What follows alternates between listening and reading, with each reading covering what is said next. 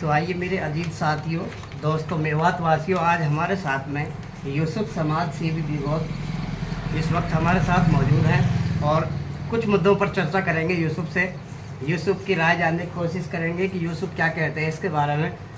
जैसा कि अलवर के लड़के का जो मर्डर हुआ है, मर्डर कह लो या फिर आप पुलिस कस्टडी में उसकी मौत जो हुई है, उसको लेकर के मेवात के नेता और सामाजिक लोग उसमें लगे हुए हैं और इंसाफ दिलाने की मांग कर रहे हैं। लेकिन कुछ नेता इस चीज़ को छोड़ करके, इस मुद्दे को भटका करके दूसरी तरफ ले जाना चाहते हैं और आपस में राजनीतिक कर रहे हैं। आप इसके बारे में क्या कहोगे? सबसे पहले मैं भाई साहब आपका चैनल का शुक्रिया अदा करता हूं कि लोगों को इस तरह के मुद्दों को और लोगों को जागरूक करने के लिए आपका बहुत बहुत शुक्रिया। तो मैं बता देना चाहता हूं कि ये जो राजनीति है कि मेवात के लोग अभी इतने अनपढ़ नहीं रहे। जो अनपढ़ लोग थे उनको भी ये पता लग गया कि ये लोग सिवाय हमारे खून का प्यासे हैं और हमारी जायदादों पर, संपत्तियों पर और हमारी फसलों पर ही निगाह रखते हैं कि कब कौन सी फसल मंडी में जाएगी, तो इनको उससे पहले लड़ा दें जिससे हम इनकी मलाई लूट लें। तो इनका इस तरह का मुद्दा है। किसी को फरवर्ड आईडी वालों को सरपंच के इलेक्शन लड़ा दिया राजनीति बना के, फिर बाद में उसको बहाल कराने के नाम पे, फिर उसको सरकार के नाम पे डरा के, जिस तरीक़ा से मेवात में ट्रेंड चल रहा है कि बीजेपी के नाम पे डरा रहे हैं, अधिकारी भी बीजेपी के नाम पे डरा रहे हैं। क्योंकि जो 2014 में जो चेंजिंग किया था, 17 में जो चेंजिंग किया था सरकार ने, उसमें 19 की जो चेंजिंग है, उस चेंजिंग को बदलकर अब वो लोग फिर से दोबारा से शिफ्ट हो गए जो पिछली सरकारों का आदमी था। कहीं ना कहीं लोगों को भय पैदा कर रहे हैं। अभी वो क्या कह रहे हैं कि बीजेपी सरकार है, इसमें ऊपर तक सबको हिस्सा जाता है। 40% ठेकेदार से जो इसमें है वो जाता है, सरपंच से 30-40% जाता है। इसलिए नरेगा में घोटाला है। इसीलिए जिन गाँव में से सीएम के नाम पे जो फंडिंग की गई है और जो एक्शनों के नाम पे, डीसीओ के नाम पे जो लूटा गया पैसा, वो पैसा जो वहां तक उनको पहुंच रहा है, तो इसलिए लोगों की शिकायतों की कार्रवाई नहीं होती। अच्छा, ये ज्यादातर जो मेवात के नेता हैं असल तो कोई करता नहीं है और कोई कौम की हमदर्दी करता भी है, कोई मुद्दों को उठाता है तो फिर ये नेता एक दूसरे की टांग खिंचाई करने लग जाते हैं। जबकि मैंने देखा है कि शायद जो मोहम्मद खान इंजीनियर साहब हैं, विधायक फिरोजपुर जिरका से, एक साफ छवि के इंसान हैं और कौम के लिए, इलाके के लिए अपनी बात को उठाते हैं और विधानसभा में डंके की चोट पर उस बात को कहते हैं। लेकिन आए दिन के पेट में दर्द होने लगा है, मरोड़ होने लगी है, वो उसको टारगेट कर रहे हैं। आप उसके बारे में क्या कहना चाहोगे? सर, उनका तो जमीनी स्तर से लोगों को पता है, सभी को पता है कि उनकी तो वो थाने तक सीमित है और थाने से आगे फिर नूह तक सीमित है। आगे जाकर उनको ये कहते हैं लोग, वहाँ के जो लोग हैं, रोहतक, झज्जर, हिसार, सिरसा के, चंडीगढ़ के, वो लोग ये कहते हैं कि मेवात के एक विधायक को तो एक छेंचड़ा डाल दो, वो उसी छेंचड़ों को खेची डोलेगा। इनको तो वो कुछ समझते नहीं, कुछ लायक नहीं समझते। क्योंकि मैंने देखा था जींद के इलेक्शन में, अपनी आंखों से देखा था कुछ लीडरों को फुटपाथों पर बैठे हुए, उनके ड्राइवरों के साथ बैठा हुआ। लेकिन उनको ऊपर बड़ा अफसोस की बात है। मैं तो यही कहना चाहता हूँ कि ऐसे लीडरों को बदल कर नई पीढ़ी चल रही है, नई पीढ़ी को भी सब मालूम है। सोशल मीडिया जो चला है, ये गरीबों की आवाज है। आखिर ये ऐसा करते क्यों? या तो अपनी ये जो छवि को चमकाने के लिए करते हैं या लोगों के बीच में पॉपुलर होने के लिए करते हैं, जबकि वहाँ ऐसी कोई बात नहीं थी जो इस मुद्दे को उन्होंने उठाया। जो मोहम्मद खान के ऊपर उन्होंने एलिगेशन लगाए, जबकि हमने देखा कि 2014 में एक साहिब मर्डर हुआ था जो पुलिस ने मारा था। आप लोगों ने देखा होगा 12-13 दिन उसकी डेड बॉडी को रखा गया मंडी के अंदर, और मंडी के अंदर वो उसको इंसाफ दिलाने के लिए नहीं आए, लेकिन जबकि वो दिला सकते थे और वो सरकार में बैठे थे, लेकिन वो पूरी बिरादरी को छोड़ करके, 36 बिरादरी को छोड़ करके आए नहीं ताकि वो सरकार में से उनका हिस्सा कट ना जाए, और अब वो दूसरों पर एलिगेशन लगा रहे हैं। अच्छा सर, उसमें मैं आपको बता देना चाहता हूँ, उसमें सरकार का भी कोई अहम भूमिका नहीं थी, लेकिन सरकार के कुछ नुमाइंदों को खुश करने के लिए उसमें सीएम साहब गलती नहीं थी। सीएम साहब ने पूरा सहयोग के लिए भी बोला गया था, क्योंकि हमने किसी से बात की थी, पलवल के थ्रू या कहीं और गाँव के थ्रू बातचीत हुई थी, उन्होंने पूरी कार्रवाई के लिए बोला गया था। लेकिन वो उसमें भी उन्हीं लीडरों ने कार्रवाई नहीं होने दी कि हमारी राजनीति खराब हो जाएगी, कोई और नया चेहरा इसमें सामने आ जाएगा।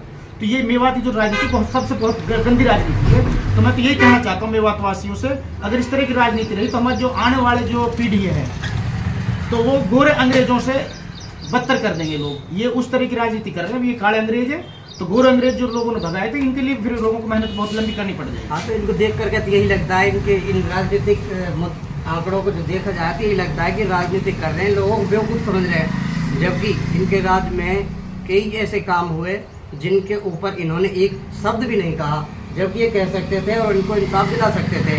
अब नासिर जुनैद का मामला आपने देखा होगा, ये वहाँ तक पहुँचे नहीं, लेकिन मम्मन खान ने विधानसभा में डंके की चोट पर कहा था कि नासिर और जुनैद के हत्यारों को जल्द से जल्द गिरफ्तार किया जाए। और बिल्कुल किया था। हम उसमें विधायक जी का शुक्रिया अदा करते हैं। विधायक जी ने ये भी सिखाया कि राजनीति में और संविधान के मुताबिक ये हमारा हक है और इसको हमारे को संविधान राइट देता।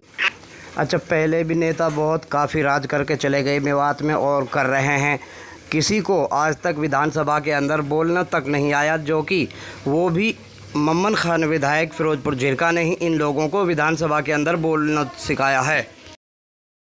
आवाज उठाने कर गरीबों की, क्योंकि गरीब वही गरीब उनको चुनकर संसद और विधानसभा में लोकसभा में भेजते हैं। जब उन्हीं की आवाज को ये लोग नहीं सुनेंगे, लोग दबाएंगे सिर्फ इन लोगों को। ये तो सर जी एक छोटे से थानेदार से बाबूजी कह देते हैं। यहाँ के विधायकों को और लीडरों को तो मैंने देखा है, ये तो लोग थाने की दलाली करते हैं। एक थोड़ा सा गड़बड़ करने वाला थानेदार आ गया ना, उसको हमारे पोंक के भर देते हैं, थाने में नहीं घुस सकते, चाहे वो जायज करे चाहे वो ना जायज करे। ये किसी थानेदार को इसी कोर्ट नहीं दे सकता, कोई इसकी मेरी जिम्मेदारी है।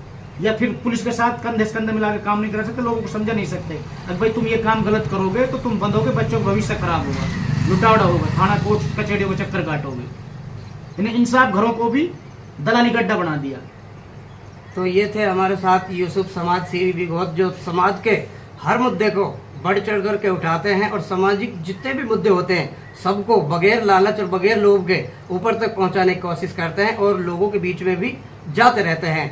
तो आप लोगों ने सुना यूसुफ ने जो अपनी राय दी इस मुद्दे को लेकर के, जो कल से वोट की चोट होगी इनको, वोट पर आप वोट की चोट से इन नेताओं को बदल सकते हैं। बदलेंगे। अब की बार जो नए चेहरे आए हैं, जो नई पार्टियां जमीनी सतर पर कार्य कर रही हैं, उनकी सपोर्ट करेंगे। नया ईमानदार बच्चों को, नई उम्र के बच्चों को, 25 से 30 साल की उम्र के बच्चों को उनको लाएंगे और वो करेंगे। नौजवान बच्चों को जोड़ेंगे तो क्योंकि मसला बदल रहा है।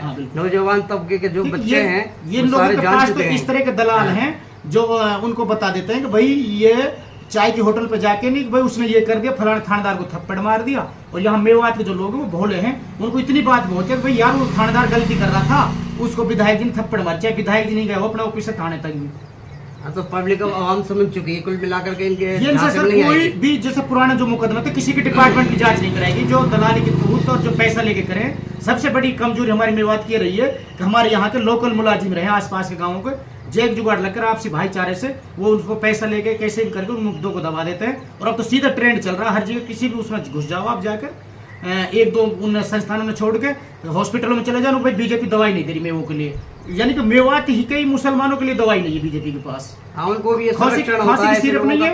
एक एक डॉक्टर को 6-6 साल हो गए, सिर्फ 6,000-7,000 रुपए MLR के नाम पे पैसे लूटे जाते हैं। वो विधायक जी से हॉस्पिटल तो सही नहीं होता और वहां तक अलोर तक की गारंटी ले लेगा या फरीदाबाद तक की गारंटी ले लेगा। ऐसा ना हो फरीदाबाद में जाने पर, अलोर जाने पर चप्पल भी पैरों बना रहे हैं। तो हमने भी देखा है काफी दिनों से कोई भी नेता मेवात का विधानसभा में 1 महीना से SDM नहीं है यहाँ पे, 1 महीना से ज्यादा हो गया SDM को। SDM नहीं, 14 तारीख को गवर्नर साहब आए थे, उनसे उसी प्रोग्राम में से वो छुट्टी चलेगी, 15 तारीख को रिलीव होगी। एक ही SDM को चार्ज दे रखा, वो उसने अभी तक ऑफिस आकर नहीं देखा। इन चीज़ों से तो इनको कुछ लेना देना नहीं है। आवाम के जो मुद्दे हैं, आवाम की जो समस्याएं, उनसे तो इनको कोई मतलब नहीं है।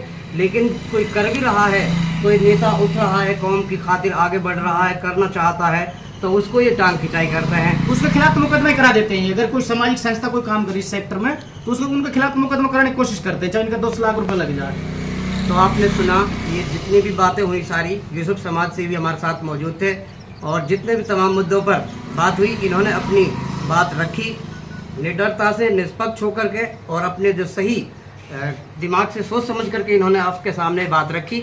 हम आपसे यही अपील करते हैं कि यदि आपने अभी तक हमारे चैनल को सब्सक्राइब नहीं किया है तो हमारे चैनल मेवात के गुलिस्ता को सब्सक्राइब करें, वीडियो को लाइक करें, इस वीडियो को ज़्यादा से ज़्यादा खास लोगों तक और अपने यार रिश्तेदारों तक जरूर पहुंचाएं, क्योंकि सभी लोग जागरूक हो सकें। जो यूसुफ साहब ने कहा, आप लोगों को क्या लगता है, यूसुफ सही कह रहे हैं या गलत? आप अपना कमेंट जरूर हमें दें, हमें इंतजार रहेगा आपके कमेंट का। तो इसलिए आपसे चलते चलते फिर एक बार हम यही कहेंगे कि आप जो मेवात के लोग समझदार हो चुके हैं, अपना वोट का सही इस्तेमाल करके, आपका अधिकार है, किसी ऐसे नेता को चुने कि जो आपकी आवाज़ को विधानसभा के अंदर उठा सके, जोर और शोर से डंके की चोट पर कह सके कि मेरी आवाम के साथ, मेरे इलाके के लोगों के साथ गलत हो रहा है। तो मम्मन खान विधायक जो हैं, जहाँ तक हमने देखा है कि वो कौम के और इलाके के हर मुद्दे को उठाते हैं। लोगों का अपना अपना नज़रिया है। इन्हीं चंद अल्फाजों के साथ में मैं आपसे विदा लूँगा। फिर होगी आपसे मुलाकात किसी और वीडियो में, तब तक के लिए खुदा हाफिज़। अपना और अपनों का ख्याल जरूर रखें, सावधान रहें, सुरक्षित रहें। जय हिंद, जय भारत।